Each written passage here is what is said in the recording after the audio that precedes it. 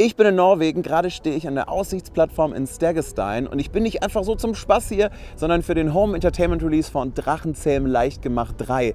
Ich darf also ein bisschen die Schluchten erkunden, ich darf zu einem Wikinger werden und mich eben ein paar Tage wie Hicks fühlen und das Schöne daran ist, ihr seid dabei.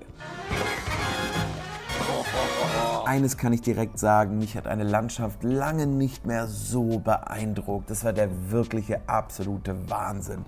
Daher wollte ich auch wissen, wie Regisseur Dean DeBlois und Hicks-Sprecher Jay Baruchel Norwegen für ihren kreativen Prozess benötigt haben. I think it's amazing. Both Jay and I are big fans of the Vikings in general. That whole the culture, the seafaring, the adventure, the discovery, and it's really amazing to see how just how their ingenuity found its way into the props and the long ships and weaponry. And so I think being here, kind of this is the native land from which they sailed. That's really special. Being able to go to the museums and see so many of the day-to-day use props and trappings of Vikings is also really special. But we came here at the beginning of Dragon 2, and we actually did some traveling around the country. We came to this place. We came to Flom, just down the road, and we also went far north to Svalbard, which is up at the North Pole, and explored the fjords and the glaciers and land of polar bears, which became Valka's land of the bewilderbeast up there. What was the question? Am I having fun in Norway? That would be just a yes or no question, but to extend it a little bit, how was it to see Norway, and how helpful was it for your process getting into Hicks? Oh yeah, no, this is like one of the treats, I have a very cool, very uncommon job.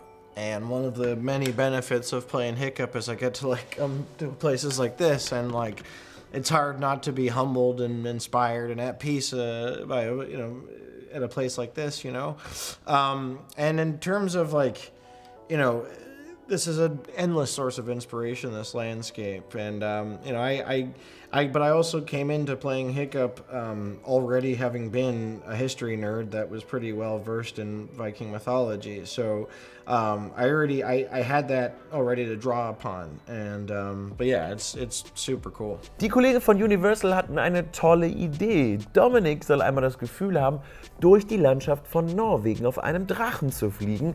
Einen Drachen hatten sie nicht dabei, aber eine Zipline. Das geht ganz schön tief runter.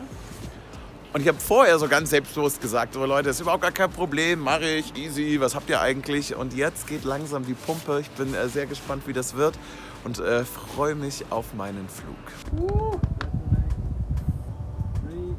2, 1, let's go!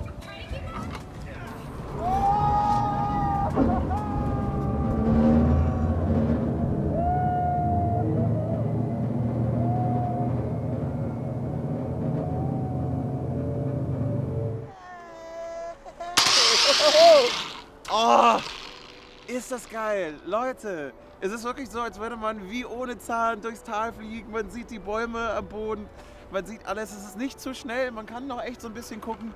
Ich bin ein Drache. Ich bin ein Drache. Hammer. How was it to fly like a dragon? Total abgefahren, wenn man jetzt noch mal hochschaut, wie unglaublich hoch das ist. Es sind über 350 Höhenmeter, über einen Kilometer fliegt man einfach durchs Tal. Und ja, ich war gerade noch da oben und jetzt bin ich hier unten. Dort draußen, hinter dem Ende der Welt, ist die Heimat der Drachen. Auf einem emissionsfreien und damit mucksmäuschenstillem Boot fuhren wir mehrere Stunden durch die Fjorde. Dank bestem Wetter zeigte sich Norwegen von der besten Seite und ich weiß ja nicht, wie es euch geht, aber mich flasht das, was ich hier sehe, immer noch.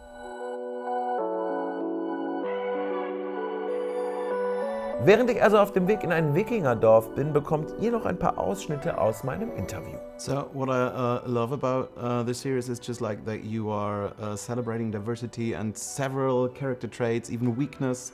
So if you could choose your own dragon, so what would it look like, how would it be, and what would be the name of it if you put your character traits kind of kind of mirror into the dragon? Channeling my character traits into a dragon. Probably, yeah, some kind of big, burly tank of a dragon that's sort of, you know, that I think that would survive any crash, any air crash with any other flying thing. I love that idea. I've always liked the idea of taking up space, so if I was a dragon, I would only amplify that. I think mine would be, everyone would think it was dead all the time. Like, what is this reptile skeleton? And then it would just go, oh, and I just like scare somebody. And I don't know, it'd be a skinny dragon that eats a lot of ribs. Okay, great. Maybe the stupidest thing I've ever said. Great hair. Thank you. Bei unserer Ankunft im Wikingerdorf wurden wir von einer ganzen Horde empfangen. Das war wirklich beeindruckend. Beeindruckend auch, dass diese Menschen auf echte Wikinger-Art und Weise in diesem Dorf leben und uns so ein paar Eindrücke mitgeben konnten.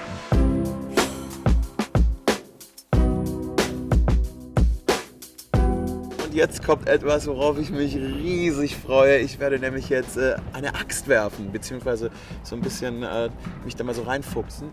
Und dort wartet schon die Axtexpertin auf mich. If you have some anger, you need to, you know, get out.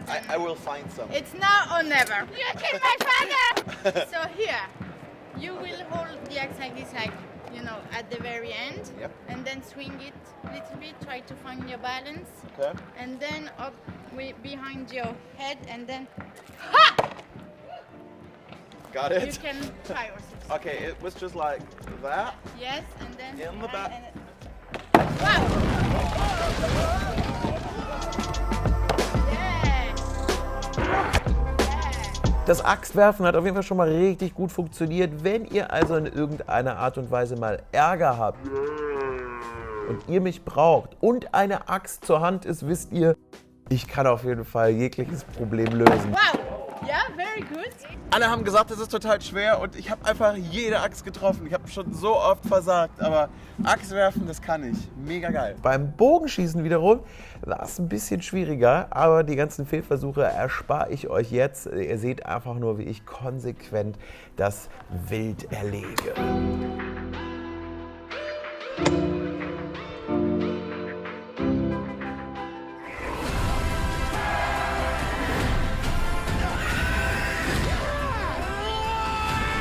Das war ein unfassbar großartiger Trip. Ich meine, ich habe jetzt endlich mal gesehen, wo könnten eigentlich die Drachen leben. Und wenn man sich hier umschaut, hat man auch die ganze Zeit das Gefühl, Ohnezahn kommt jederzeit noch irgendwie raus und wir reiten irgendwie davon. Es war eine ganz, ganz großartige Zeit.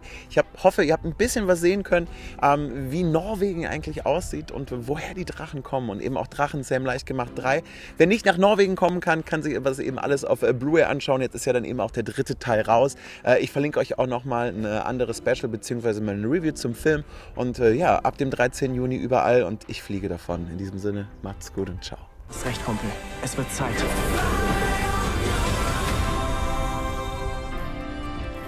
Wer kommt denn da?